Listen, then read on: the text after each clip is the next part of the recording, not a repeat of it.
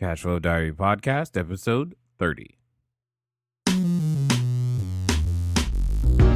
Congratulations, you showed up. Give yourself a high five in celebration of your success. Welcome to the Cashflow Diary, where new and experienced investors come to take confident action towards their goals. Your host is a family man, a real estate entrepreneur, investor, coach, and instructor.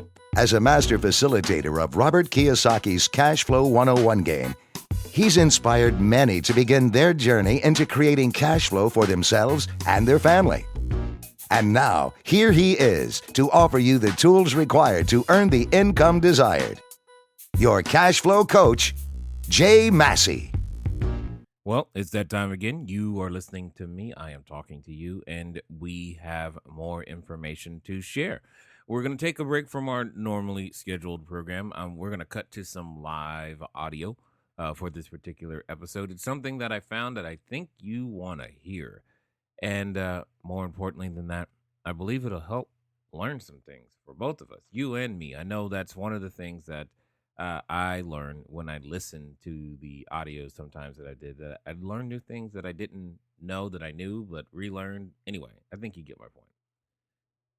Before we go there, though, if this is the first time you're listening to us, make sure that you go over to learninvestingnow.com, because some of you are wanting to know how to transact real estate, possibly using none of your own money or credit. You may or may not know, but that's how I got started. Created a course, teaches you to do the same thing. Go over there, put your email in the box. You'll get the ebook, you'll get the videos, you'll get courses, and more material to help you be able to do exactly that.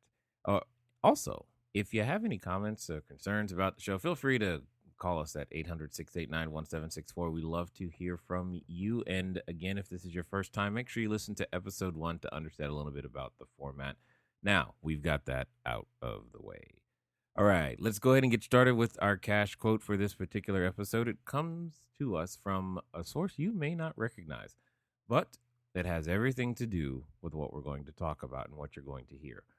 A little perspective, like a little humor, goes a long way. That comes to us from a gentleman by the name of Alan Klein. He was an American businessman, talent agent, and record label executive. He's working for Sam Cooke and created the new role of business manager, negotiating with record companies on behalf of his clients' interest. And this particular quote struck me for the following reason. Many of you, if you've been following me on Facebook or wherever, emails, what have you, you know that I was fortunate enough to be able to be invited to go speak at a investor conference over in Estonia. You're like, where is that? And that's okay. It's one of the Baltic countries. And the fun part was I got some perspective on real estate. And one of the best things about that particular trip for me was simply the fact that, real estate works as long as there are people. And it doesn't really matter where it is. It doesn't matter who it is. It doesn't matter the legal laws, all those things. Those are things that you can learn and find out or hire people to give you the answers to. The point is that you got to understand who your customer is. And once you understand who your customer is, you have the ability to create a business. So with that, I want to give you some additional perspective from 2 different audios from a live event that was done. And I think you'll be able to get some good information. So I've already been taking action and putting out a lot of bandit signs. Yes. I've been having trouble getting motivated sellers to reply to my bandit signs. Okay. I've had other real estate investors reply to my bandit signs. Got it. But no motivated sellers, so I'm not getting any deals in. Mm-hmm. So I was wondering, what is your strategy? What is your system for getting nationwide deals and also getting local deals? Regardless of location, it's the same thing, same process. Is there anyone in here with a real estate license? There was one guy earlier. Is there another one? Yes. Anyone else? Just one per 2? Okay. Do you still actively list property? Yeah. Do you? No, you know, but you do. Okay. So here's one way that I do. What I'll do is I will call someone who has listings of property. You're like, what do you mean? I was trying to get stuff that wasn't listed. Follow with me. Hold on. I will ask her questions like, what was your name again? Yvonne Pesic. Excellent. Got it. So I will ask Yvonne. Yvonne, do you have anything that could be seller financed? That's the question you're writing down. Do you have anything that could be seller financed? And your answer today would be no. Do you think anyone in your office has anything that could be seller financed? Maybe. Would you be willing to ask them for me? Excellent. And that's what I'm looking for. The reason I asked that specific question is because if someone is willing to seller finance something, it is an indication of distress. That's what it is. You said motivated seller. I said distress. Same thing. They have to have a reason to want to seller finance. So now I know that we didn't have enough contracts to go around, but for those of you who got the contract, I got that because that guy's a motivated seller because I was talking to the guy and said, hey, do you have anything that could be seller financed? He's like, probably. What are you looking for? And I just told him, 100 plus units, blah, blah, blah, non-recourse financing. This is what I can put down, blah, blah, blah, blah, blah. He's like, oh, I got one. Really? Send it over. Ta-da, contract. 6 days. That's what that took. Make sense? Non-recourse financing meaning? Yeah, could you explain that? That was my question. Non-recourse financing. How many of you are like, man, my credit sucks? All right, here's why non-recourse financing is awesome. Non-recourse financing simply means the only recourse the lender has is to take the property back from you and your personal credit is irrelevant. Non-recourse financing. It simply is dependent upon the building. It's their only option to take things back. They can't put any judgments against you. There's no other recourse. They can quote unquote file foreclosure, but it doesn't go on your personal credit record. It doesn't matter. It doesn't show up. It's nothing. It's like it doesn't exist. You just hand them the property back and move on. Period. There's no other way for them to quote unquote be paid off in full if something goes bad. Does that make sense? Does that sound like I'm hedging my bet? Yeah, because I don't have control of 182 families. Does that make sense? Okay. So that's why non-recourse financing is important. That's just part of why it's important. It also comes with this neat little nifty feature of typically being assumable. So if I go through the process and set all this up, and then want to sell it, what is the issue the new buyer typically has? Getting financing. But what if that was already in place and they could just step into position for me? Is that worth something? The answer is yes. Okay? So all of those things are part of the reasons why I wanted it, because I'm looking at the exit if need be. That's what I was looking at. So non-recourse financing can become greatly important, but that's what I described to him. I started with the question, hey, do you have anything that could be seller financed? Okay? And that's how that started. Make sense? So, and in this particular case, like I said, this is how it started. We came to some light terms over the phone verbally. He took it to the guy. The guy said, yeah, sounds great, cool. We made a few changes and boom, contract. Wired the escrow money this morning, and the team, I'll describe that in a second. The team back at home, quote unquote, because we're very virtual, all of us in my company don't work in any one location. So the operations officer is currently today in San Francisco, so that's where she's working from. The CFO is currently in Cancun, San Diego? I don't know, she's somewhere. And everybody is somewhere. Because with the internet, I don't care where they are. I just care that they get the work done. I'm here, obviously. My executive assistant, she actually lives in Memphis. So we rarely even see each other, which is really funny. When we get together, it's like a reunion. They're like, you guys work together? Don't you see each other? We're like, no, not really. It's kind of fun. It's neat. So next week, we're all going to Memphis. So it'll be fun because we'll be like, hey, how you been? Oh, you lost weight. Neat. You know, it'll be like that because we don't see each other. But we talk all the time, so it's pretty funny. So all of that comes together. That is by far my primary method of finding distressed property. Most everything that I've ever done, I've done with absolutely no marketing budget. Just None. This website that you keep seeing, that I keep referencing, this is my first, like, okay, let's try to do this website thing right. You know, that's first time. Not good at it. And I know that, so I found a person who is good at it and put that together. But I've done a lot of this without any marketing. It's getting on the feet on the streets, at the networking groups, asking that very question, looking for people. One of my other basic phrases that I use is, hi, my name is, what did you say your name was again? Detrion. Hi, my name is Detrion. I'm a wholesaler. What that means is that I buy properties at a discount and I sell them at a discount. What type of investing would you like to do? Period. Because I'm assuming you're looking to do wholesaling or some kind. Okay. What type of investing you said? Single family. Single family. Do you like to buy and hold those, or do you want to fix them and flip them? Fix and flip. Excellent. And what are of the last 5 deals you've done, what zip code and property types have they been? 60173, and the property types were between $100,000 to $200,000. Excellent. Did he not just tell me what he would buy? Did he not just tell me where he would buy?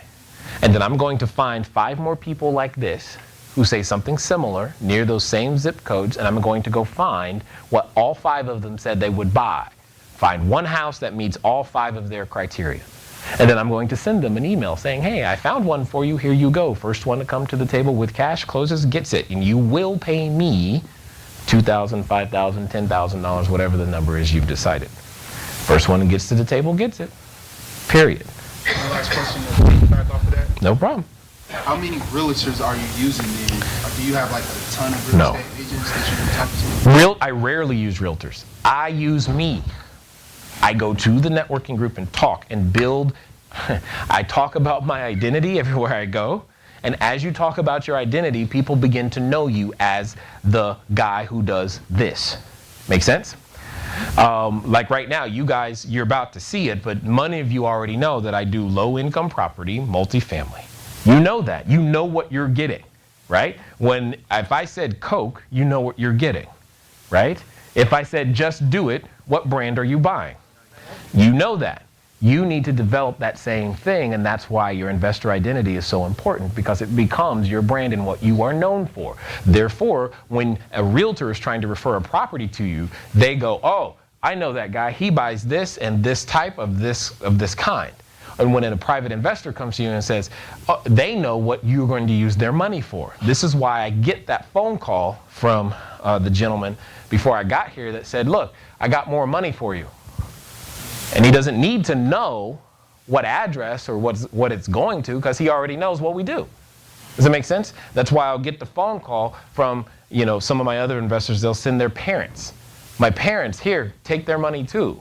And then and what's awesome is that they can explain to their parents what I do, because they know the brand. They understand the identity. That's what your investor identity eventually becomes your brand. If you don't consistently develop that, it's hard to refer you business. It's hard for people to know what they're going to get. Some of us like certain brands and stores, like who absolutely swears up and down that I must wash my clothes with Tide. Who is it? Who are you? See, there's somebody, it's Tide. You speak cheer to her and she's going to shoot you. No, I am not using cheer. Do you not okay, no problem. How do you lock that property in though? You've got 5 people interested in a property. Oh, this is going to be good. You've got 5 people interested in a property. So how do you lock that property in so that he doesn't go around you and get that property without you getting the money? Well, that's what the contract is for, right? So you get a contract. So when you find a house, you're saying you put a contract. Yeah, on it. I'm not going to tell them that I have the house until I have a contract. If I don't have a contract, all I have is an idea. As a wholesaler, your inventory is the contract. No contract, you got nothing but an idea. Okay?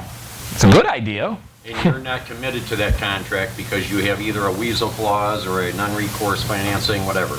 Actually, I am committed to that contract because I know I'm going to do what it takes to close. I made a promise to the seller.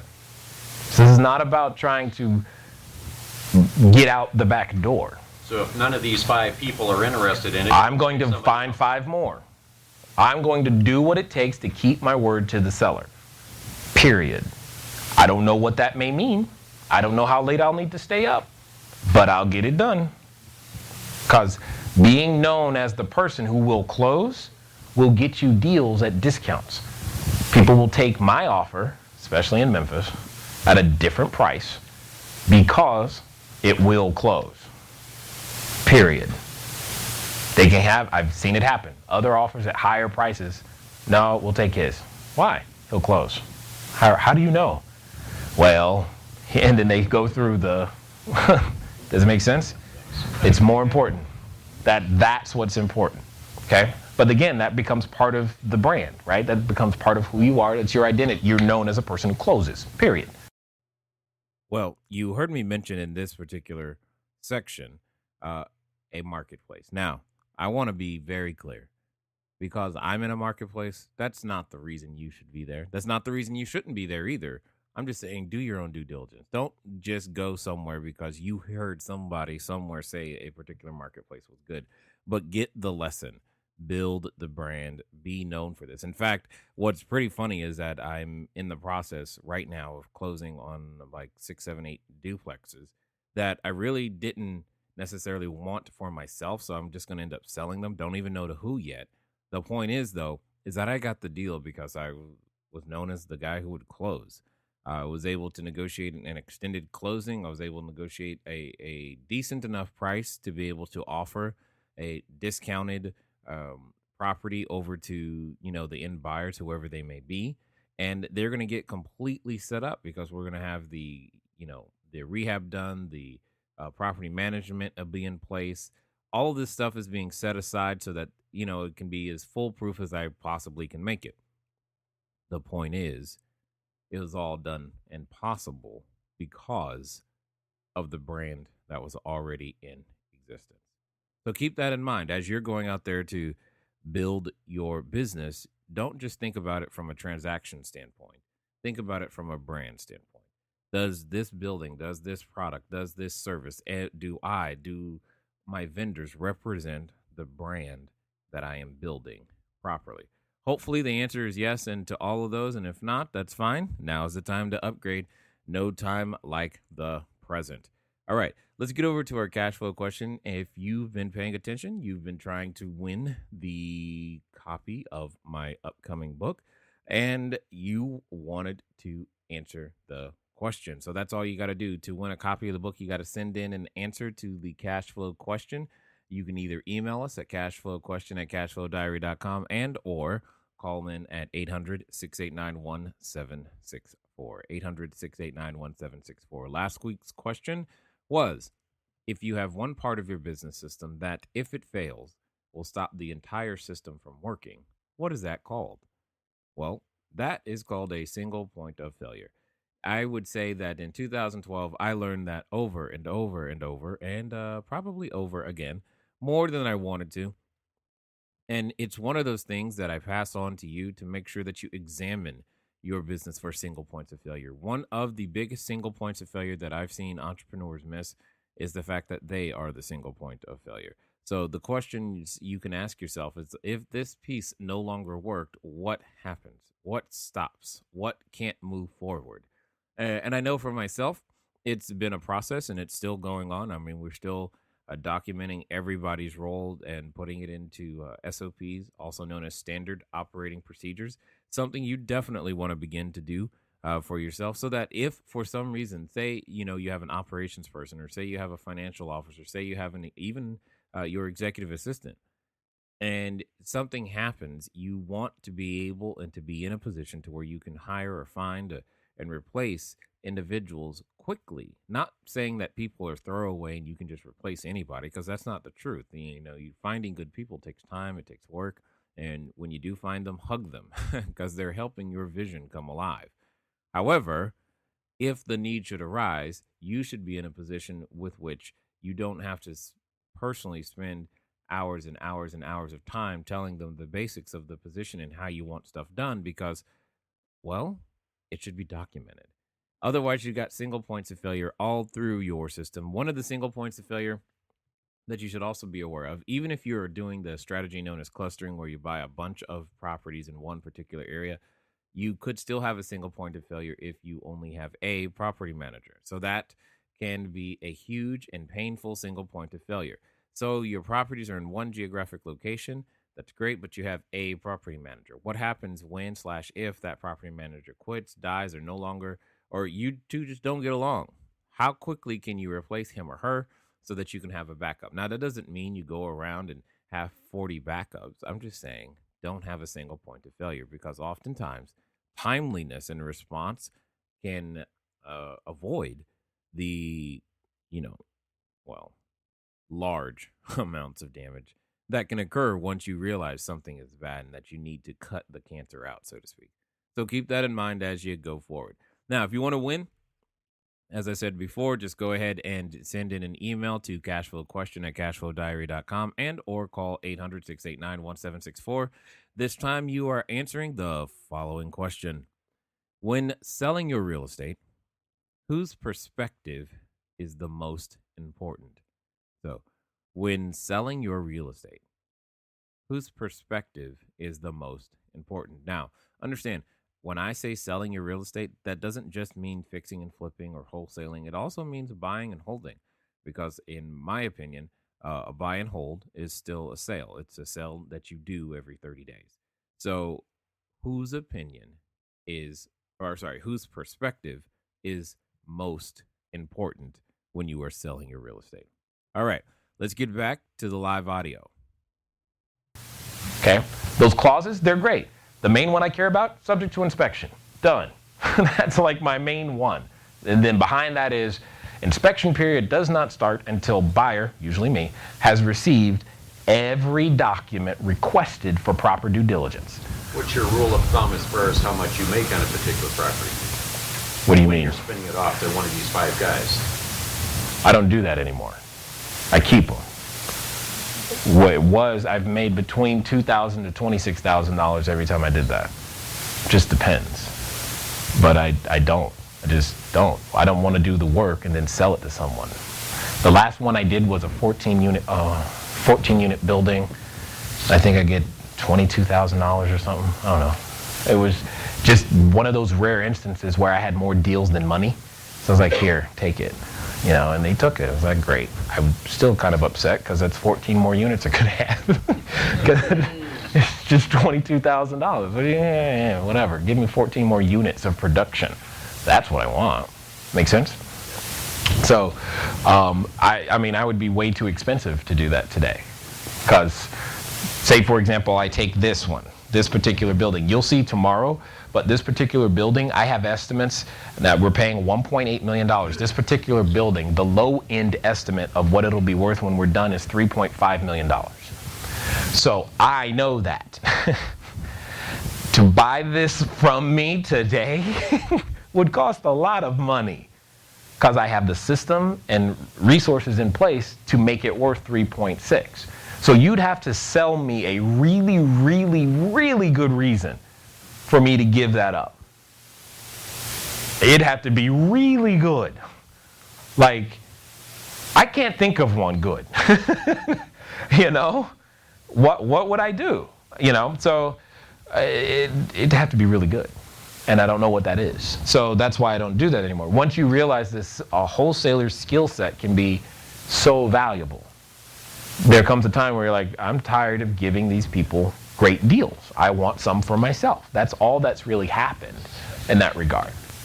So the cool thing is, though, is because the way I started, I gained the skill set of finding the deal, right? I'd learned how to interact with people, okay?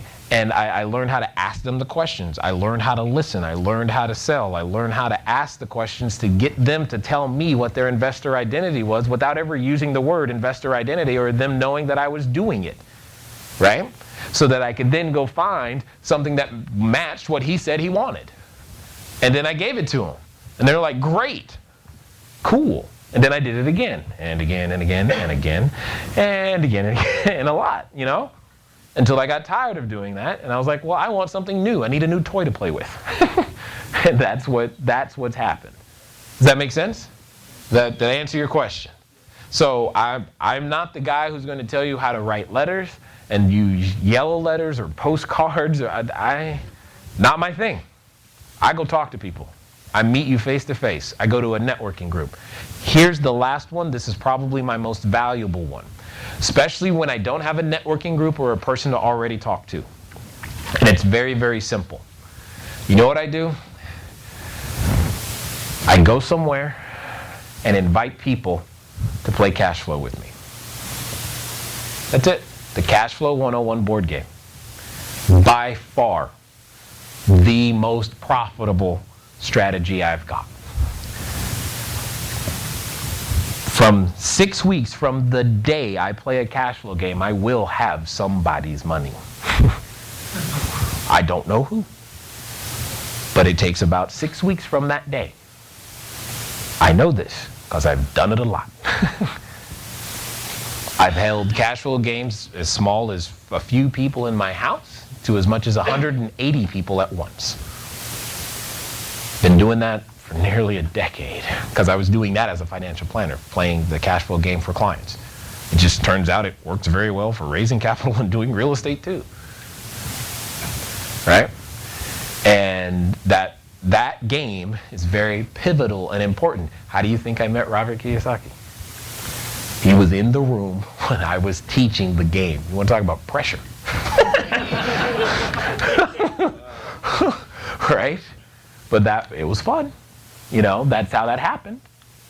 And then from seeing us play the game, this is how that relationship started. Mind you, when I started playing the game, I wasn't trying to meet Robert Kiyosaki. I was just trying to feed my family.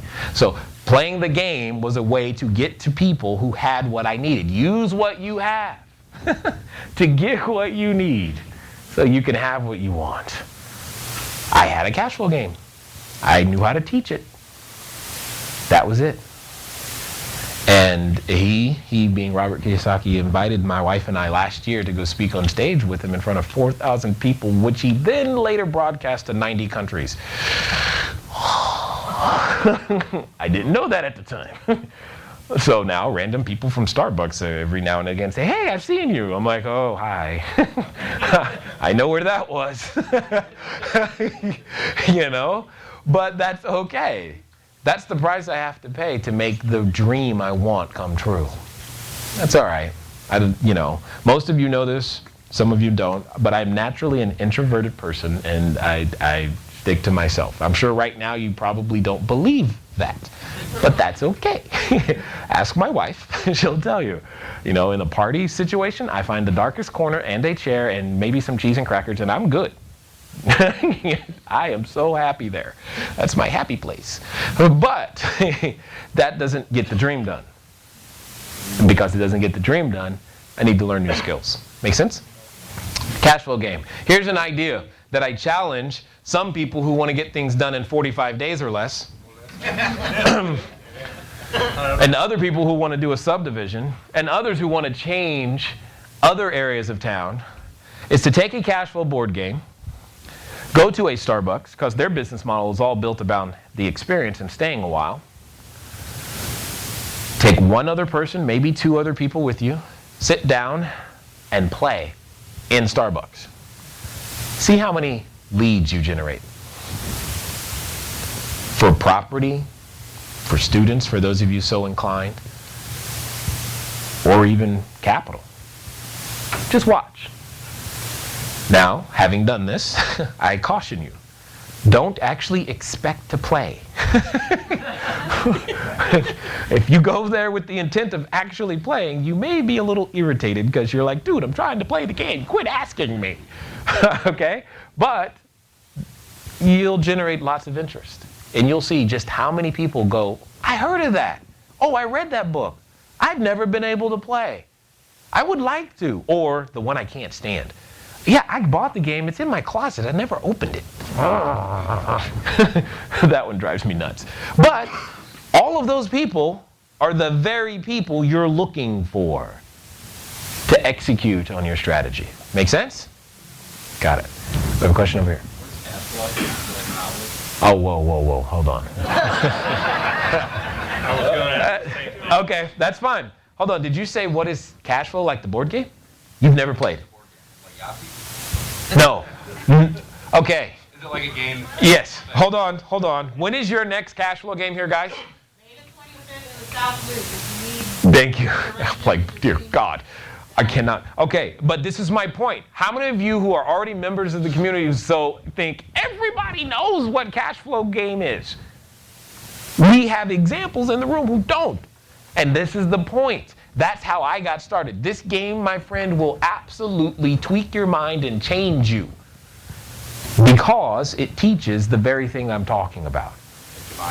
Like what? No. It's okay. Think Monopoly, but real life. And then some. It's just real life in a very controlled environment. It'll teach you how to be a better real estate investor. And I don't care how much real estate you've done, it will teach you how to be a better real estate investor. But yes. Second Friday in June is one in this location. Yeah, see, there are games we just got to let people know, right? Back at home in Orange County, that if they don't know me from being on the thing with Robert Kiyosaki, the other thing they know is, you're that guy with that game. That's that game, they mean Cash Flow 101, because I'm that guy. They know that that's what I do, is that I teach and instruct people with the game. That's just part of it, okay? So that they understand. So do you now understand why I said please ask that? Yeah, do you, sir? You understand why I was asking? Those two questions, key, but it's just I wanted everyone to be paying attention to that. Did that help you? Yes or yes? Yes. Good. All right. Well, now you have the super secret, right? By far one of the best ways to begin to build relationships and a network around yourself is the Cash Flow 101 board game. In fact, at the beginning of this episode, I mentioned that I was invited to Estonia. Believe it or not, I can trace nearly every lead, every event, everything that I get invited to or whatnot from the idea of cash flow, because that's how that happened when I was actually able to conduct the cash flow board game with Robert Robert Helms and Russell Gray of the Real Estate Guys, as well as Mr. Kiyosaki and the Rich Dad team in person. One of the things, the people that were there that were helping me were, guess what, from Estonia. And then we recently reconnected at another event, which was great. And it was during that time that I was invited to come to speak to one of their seminars. And it was a great time, obviously. I had a great time. In fact, I even got to co-facilitate another cash flow game with a group of Estonians. You know what's really fun? If you don't know a foreign language, but you have something in common. One of the things I learned in this particular trip was the fact that because I understood the cash flow board game and what the cards were, etc., I started to learn the language only because I was able to understand what was going on in the game. So certain words began to make more and more sense because I could see them, hear them, and I knew what they were in English because I had played it and instructed it so many times. It was a pretty neat way to learn learn a language by playing a game. But that's probably not news to many of you anyway. So what I will say is this. Go get the cash flow board game. Go play it. Play it in person with other people. Look on meetup.com because it's a very, very important tool to be able to learn how to get things done. The final thought for this particular episode that I want to leave you with is the fact that give. You just never know where it's going to lead.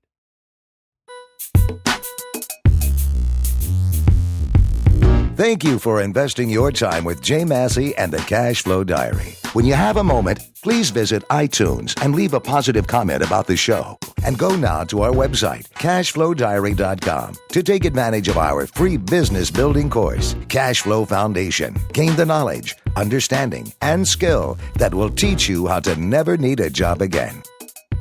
Until next time.